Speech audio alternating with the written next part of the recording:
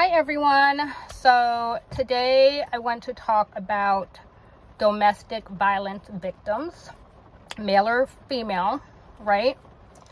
So when someone is in a domestic violence situation with a partner, they are being drained of the very energy that they need in order to leave the situation. We have to remember that everything is energy and everything is chemical as well in your brain. A lot of times what we'll see is that when someone is in a domestic violence situation, there is one person in the relationship clearly that's being abused and the other person is the abuser. But what you will also see is that most of the time, the person that's the abuser, their life tends to be enhanced somehow. They're getting something from this energetic exchange between the person that's being abused. What you'll see most of the time is that behind closed doors, yes, the relationship is terrible and going to shit, but to the public eye, the person who's being abused normally has this great presence, has a good job, has a lot going for them.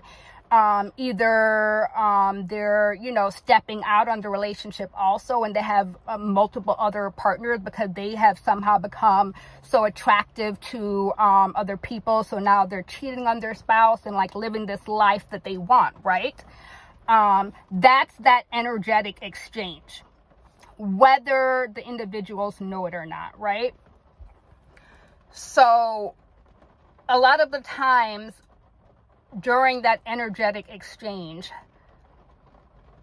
the energy that's being taken from the person that's being abused is that very energy that's needed for them to leave that situation, that courage, that confidence, that self-love, that self-worth. It's being stripped from them energetically. And I'm going to tell you a little personal story of mine. I was once in an abusive relationship. And it was very similar to the point where I was feeling terrible, to say the least. I would get ulcers all the time. My health was decreasing. But meanwhile, my partner seemed to be having the time of his life, right? He was doing great. He appeared to be great out in the public eye, and he wouldn't have it any other way. Meanwhile, I was suffering. It got to the point where I felt so defeated that I remember thinking to myself and saying, kind of accepting my fate, accepting that I'll probably die in this relationship. Something's going to happen to me. My health, I'm going to die from whatever is going on in my health. I accepted my fate to be doomed in this relationship because I didn't see a way out.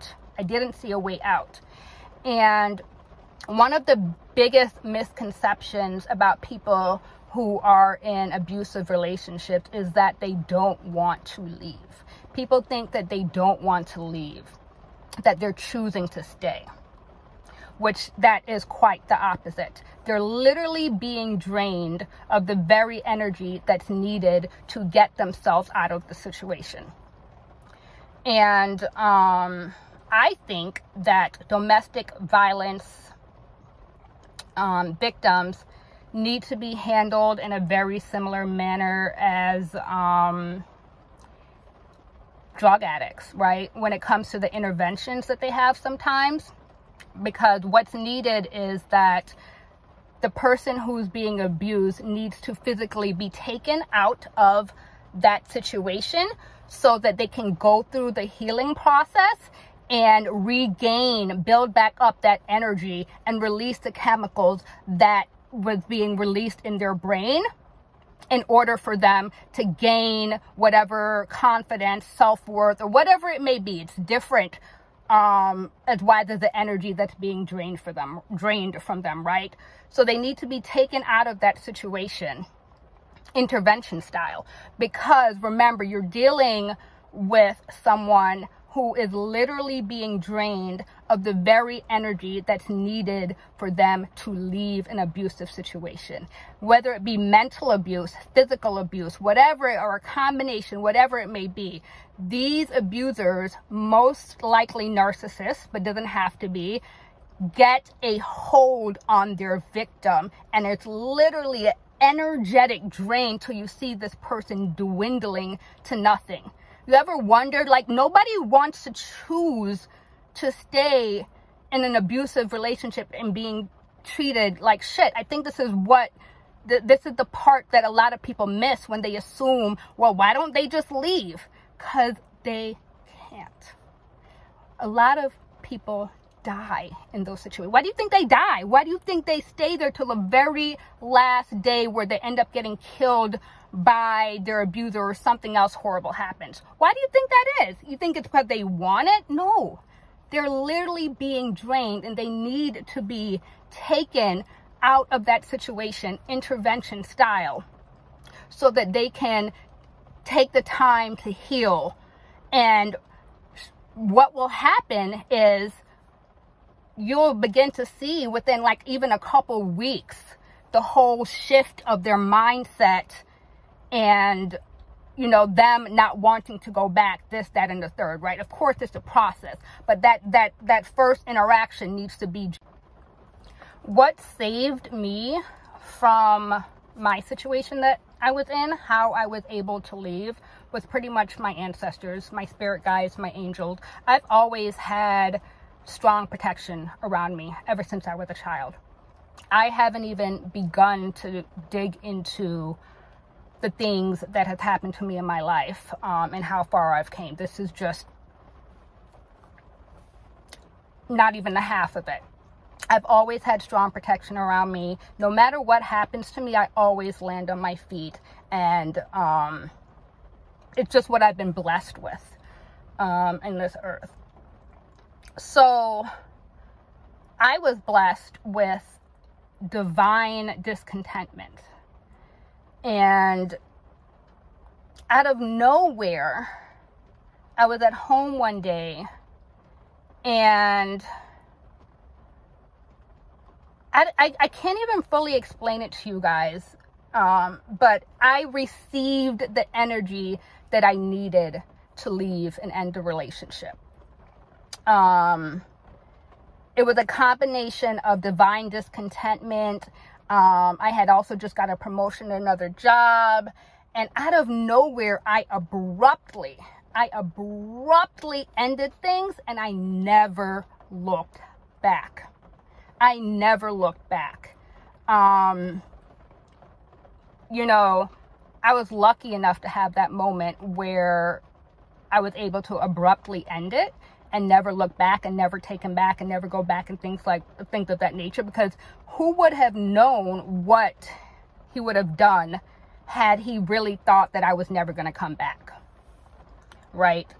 And some domestic violence victims do have that divine discontentment moment, that moment where it's like something just clicks in their brain, or or God gave them the energy and filled them up and gave them the energy that they needed to get out of that situation in that moment. You know, that's a great outcome. That's lucky. You know, that's being blessed to even, you know, have that happen, because I think we've all heard stories and seen how that is not the ending to a lot of different situations, mental abuse, physical abuse, whatever it may be. All of that takes a toll on your health, and that's something that was happening to me during my abusive relationship. Another thing, the last thing that I want to add to this video is that everything that starts to happen to us from an early age starts to create some form of chemical bond in our brains, right? And that's how trauma bonds are formed throughout our life as well. When parents beat their children, what they are doing is subconsciously teaching the child that not only is that okay, but is not only that it's okay to be abused, but that love and abuse can coexist on a subconscious level. That is what parents are doing when they hit their kids, when they discipline their kids by hitting them and abusing them. You're teaching the child at an early age that love and abuse can coexist, and that it is possible for you to still love someone, or you should still love someone while they are abusing you physically. And people who got abused as a child, or even whoopings or whatever, even just a whooping can create that chemical in your brain. Well into your adulthood, you will subconsciously have that in your head. Whether you consciously know it or not, it's going to play out in different times in your life. And what I'm urging everyone to do that's watching this video is to really, really take a look at that generational curse, because that's what it is. It's a generational curse, and we all in this day and time need to stop disciplining our children in that manner of physical hitting, whoopings, or whatever. It is outdated, okay? Our ancestors are tired of it, okay? This is a huge problem when people become adults, okay? Men and women. It's a huge problem. What it does, it subconsciously puts this in your brain that abuse and love coexist, whether you know it or not. It's at a subconscious level. And if you take some time and sit with yourself and write down things as they come when you are meditating, you'll see all the bullshit that comes up from our childhood and our past. So, you know, if you resonate with this video, I'd like you to share it. Like it, share it with whoever needs to hear it, whoever you think needs to hear it. And please, let's, you know, stop disciplining children in that way, because that is what is dragging along this generational curse that's within a lot of us. And it's time to break it. It's time to break the cycle. All right? Everyone have a wonderful day. Thank you. Bye.